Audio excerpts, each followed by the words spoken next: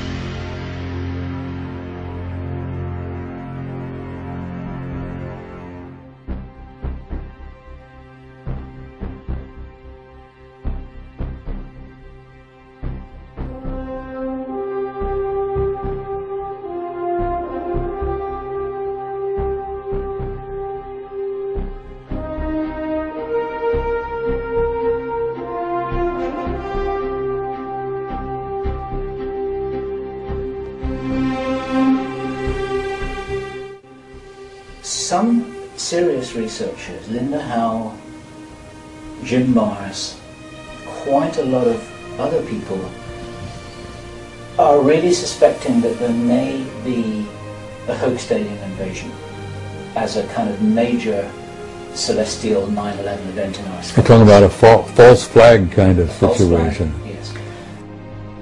Pull that off. If any of our idiot nitwits back there think that they could pull that off, I think they'd make absolute damn fools of themselves, because I don't believe it would work.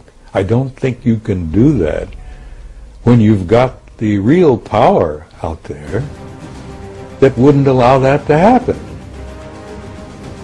Not so much an invasion, but a big display in the sky to create fear and to make people easier to control. Right back Carol Rosin said that she had always been told by Werner von Braun many years ago. Yeah, Werner shared that apparently before he died, that it was one of the programs that the government at the time was considering.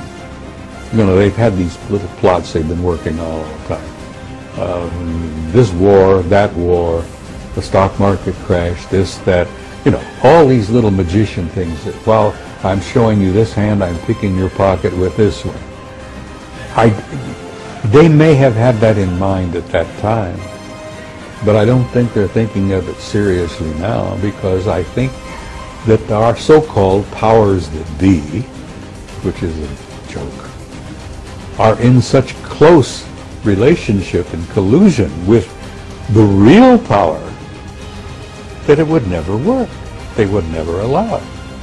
It's like they're not going to allow a thermonuclear war. There's too much real estate here. Not just this rich gold mine of human genetics. What a ripe reservoir we are of genes and God, the whole species, plus all of the other fauna and all of the other flora. This is a valuable planet. And they love it. They own it. We've never owned it. We just live on it. They farm us, so to speak. God. Charles Fort was right, to some degree. We are property. And we're going to remain property until we reach a point where we can literally stand up and say, all right, we're going to do this now ourselves. And prove it to the universe. We're dealing with a universe filled with life. And most of it is so far beyond our own.